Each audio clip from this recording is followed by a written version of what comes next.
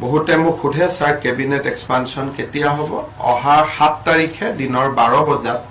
অসম মন্ত্ৰীসভাৰ এটা ক্ষুদ্ৰ সম্প্ৰসাৰণ কৰা হ'ব আৰু ডিটেইলছ অহা কালি বা পৰহি আপোনালোকে পাব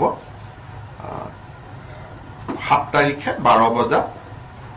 আমাৰ মন্ত্ৰীসভাৰ এটা সৰু সম্প্ৰসাৰণ এটা কৰা হ'ব এজন হ'বনে দুজন হ'বনে তিনিজন হ'ব হেতু অহা কালি মই দিল্লীত কথা পাতিম তেতিয়া মই গম পাম স্যার মন্ত্ৰীসভা সম্প্ৰসাৰণৰ লগতে ৰাজ্যিক সভাপতিও কিবা ৰাজ্যিক সভাপতি নিয়ম মতে আমাৰ এজন সভাপতি দুবাৰ থাকিব পাৰে গতিকে ভৱেশ কলিতা ডাঙৰীয়াক দলে দ্বিতীয়বাৰ সভাপতিও নিৰ্বাচন কৰিব পাৰে বা পৰিৱৰ্তনো কৰিব পাৰে কিন্তু ইউজুৱেলি আজিলৈকে আমাৰ দলত যিমান প্ৰেসিডেন্ট হৈছে সকলো দ্বিতীয়বাৰলৈকে দুটা টাৰ্ম সকলোৱে পায় এটো নিয়ম নাড্ডাজিও দুটা টাৰ্ম লৈছে বা দলত গতিকে মই ভাবো যে এটো আমাৰ সংগঠন পৰ্ব পৰ্যায়ক্ৰমে হৈ আছে এই বিষয়ে জানুৱাৰীতে আমি গম পাম আজি আমি গম নাপাম মন্ত্ৰীসভাত বৰাকৰ পৰা স্থান পাব পাৰে নেকি ডেফিনেটলি স্থান পাব বৰাকৰ এজনে পায় নে দুজনে পায় তাৰ কাৰণে এজনো আৰু নামনি এজনে পাব বুলি লাগে অসমখনটো এখনেই আৰু গতিকে অসমৰ পৰাই হ'ব কিন্তু তথাপিতো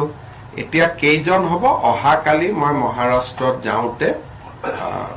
তাতে মই নাড্ডাজি আৰু অমিত শাহজিক লগ পাম তেতিয়া সেই অলপ 2 মিনিটতে বহি পেলাই অনুমোদনটো ল'ব লাগিব কিন্তু মোৰ ফালৰ পৰা মই চিঠিখন দি দিছো কালি গম পাম মোক খালি এটোৱে কৈছে যে তই 7 তাৰিখে কৰিলো কোন হ'ব কোন নহব তো কালি জনা মানে মুঠ 4 জন মান থাকিব পাৰে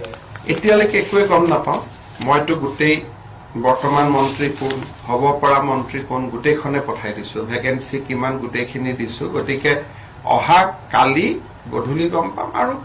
তাৰ পিছত আৰু একো লুকাবলগীয়া নাই আৰু এবাৰ অনুমোদন পালে ৰাজভৱনলৈকে লিখিয়ে দিম তেতিয়া